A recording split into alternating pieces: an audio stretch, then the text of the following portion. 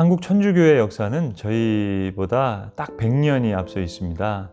저희가 1885년 제물포로 언더우드가 들어온 시점을 잡는다면 천주교는 그보다 딱 100년 앞서인 1784년 이승훈이 북경에 가서 영세를 받은 그 시점부터 천주교의 역사로 잡는데요.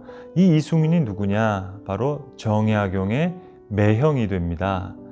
그래서 한국 천주교는 정약용의 집안 역사만 제대로 알아도 그 내용을 다 알 수 있다 하는 그런 이야기까지가 있는데요.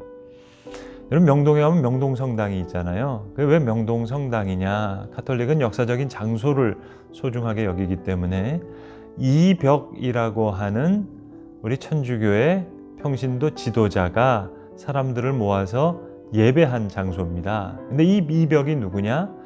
바로 정약용의 가장 큰 형인 정학현의 처남이 되는 사람입니다. 저 경기도 광주에 가시면은요, 천주교의 또 다른 성지가 있는데 바로 천진암입니다. 암자라는 의미의 천진암인데요. 우리 예전에 왜 고시 공부하기 위해서 절에 가잖아요. 그런 것처럼 천진암에 모여서 이 이벽과 이승훈, 그리고 정약용, 그리고 정약용의 형인 정약종, 정약전, 이런 사람들이 여기서 서학을 공부하는 거예요. 교리 공부하다가 여기서 예수를 믿게 되고 신앙을 알게 돼서 이제 그 이벽의 집, 그리고 그 당시 중인 계급에 많이 모였던 명동에서 예배 처소가 되는 겁니다. 이렇게 해서 천주교의 역사가 시작되게 됩니다. 여러분, 그 전주를 가시면은요, 전주 한옥마을 제일 센터, 제일 중요한 곳에 전동성당이 있는데요. 천주교는 항상 역사적으로 중요한 의미의 성당을 세웁니다. 이 전동성당은 어디냐? 바로 그 천주교의 첫 번째 순교자인 윤지충의 그 죽은 장소 위에 전주 전동성당이 세워졌는데요. 윤지충의 어머니가 훌륭한 천주교인이었습니다. 그래서 죽으면서 유언을 하는 거예요. 나는 천주를 믿어야 되니까 제사 드리지 말라. 이 얘기를 듣고 윤지충이 그의 이종사촌인 권상현과 함께 이제 제사를 안 드리게 되는 거예요. 그러니까 조정에서 봤었을 때는 이게 큰일 날 일이죠. 그래서 윤지충과 권상현을 죽이게 되는 이 박해를 신해 박해라고 합니다. 한국 천주교의 긴 역사를 짧은 시간에 다 말씀드릴 수가 없어서 큰 박해를 중심으로 해서 잠깐 말씀드리려고 하는데요. 그렇게 박해가 있은 후에 한 10년 지나서 이제 신유 박해, 1801년도에 있었던 박해가 일어나는데, 제천에 가시면 배론 성지라고 하는 곳이 있는데 이 굴 속에 숨어 들어가서 이 황사영 역시 정약현의 사위가 되는 사람입니다. 여기서 편지를 쓰게 되는데요. 이 편지의 내용은 뭔고 하니 이제 프랑스 북경에 있는 주교한테 부탁을 하는 겁니다. 그래서 선교를 위해서 길을 열어달라는 겁니다. 근데 이 편지는 조정의 입장에서 봤었을 때는 흉서가 되는 겁니다. 그래서 천주교의 첫 번째 발걸음은 조정과 척을 지는 그런 사건이 돼서 많은 사람이 이제 순교하게 되는 그런 역사로 나타나게 되는 것이죠. 세 번째 큰 박해는요, 기해박해라는 박해인데요. 이때 많은 순교자를 냅니다.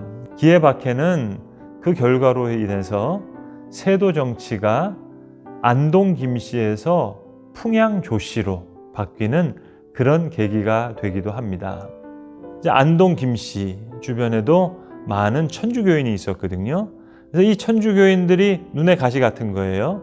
그래서 이 천주교인들 우리 유교 정신을 흐트리니까 이 사람 근절해야 된다 하는 상소가 올라가게 됩니다. 그래서 기해년에 많은 사람이 죽게 돼서 이 기해박해의 결과로 세도 정치가 안동 김씨에서 풍양 조씨로 넘어가는 그런 계기가 되기도 합니다. 1866년에 있는 병인 박해는요, 이거보다 조금 더 상황이 더 달라지는데요. 이 병인 박해에는 더 많은 외교적인 요인이 들어가게 됩니다.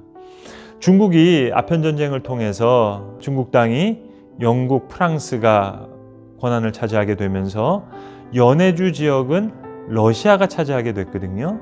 근데 이 연해주에서 자꾸만 두만강, 압록강을 넘어서 조선 땅으로 오게 되는 거예요.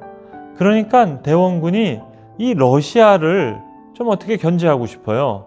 그런데 그 주변에 있었던 프랑스 신부들이 이제 아이디어를 내는 겁니다. 나폴레옹이 힘이 세니까 조선이 한불영 3개 동맹을 맺으면 아마 러시아가 꼼짝 못할 겁니다. 대원군이 얘기를 들어보니까 그럴듯하거든요. 그래서 그렇게 주선을 해보려고 하는데 그 일이 제대로 작동하지가 않습니다. 러시아 사람들이 계속 밀고 쳐 들어오는 거예요. 그러니까 대원군 입장에서는 보면은 이 역할을 하려고 했던 프랑스 신부가 무책임한 역할을 했잖아요. 그래서 프랑스 신부 12명 중에서 9명을 죽이고 또 3명을 잡으려고 쫓아가고 이렇게 하게 됩니다. 그러니까 프랑스 입장에서는요, 아니 어떻게 자국에 있는 신부를 죽이냐는 거죠. 그래서 프랑스 군함을 가지고 와서 병인 양요를 일으키게 됩니다. 이게 1866년에 있었던 병인 양요인데요. 이때 많은 사람이 죽게 되는 거예요. 천주교는 이런 트라우마가 있기 때문에요. 그래서 작년 3.1운동 100주년 때요, 김희중 대주교가 우리 정식으로 사과문을 발표했습니다. 100년 전 3.1운동 때 우리 천주교인이 함께 참여하지 못한 것을 미안하게 생각합니다. 그럴 수밖에 없었던 것이 여러 박해를 통해서 카톨릭은 조선과 좋지 않은 불행한 관계를 맺었었거든요. 그래서 알게 모르게 이런 부채의식이 있습니다. 그래서 이번 코로나 사태 때 우리 천주교가 앞서서 우리 미사 금지한다, 이런 것도 사실 이런 역사적인 부채의식에서 나타난 역사라고도 생각할 수 있거든요. 계시록 2장 3장에 7교회 주신 말씀 중에 오늘 처음 에베소 교회에 주신 말씀을 함께 생각하고 있습니다. 에베소 교회에 주신 말씀 칭찬도 많았는데요, 처음 사랑을 잃어버렸다, 그렇게 책망했습니다.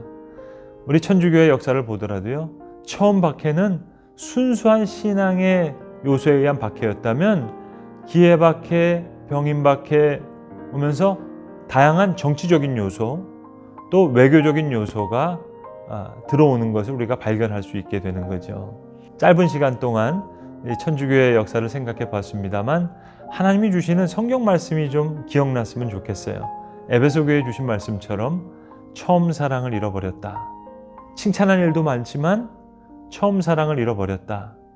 처음에 순수했던 교회, 또 그를 통한 박해가 점점 정치적인 요소와 외교적인 요소에 의해서 박해가 오게 됐다는 역사를 생각하면서 오늘 우리에게 주시는 메시지도 많은 것 같아요. 어떻게 하면 좀 더 순수한 신앙을 회복할 수 있을까? 역사를 통해서 오늘 우리에게 들려주시는 하나님의 음성을 들을 수 있으면 참 좋겠습니다. 대단히 감사합니다.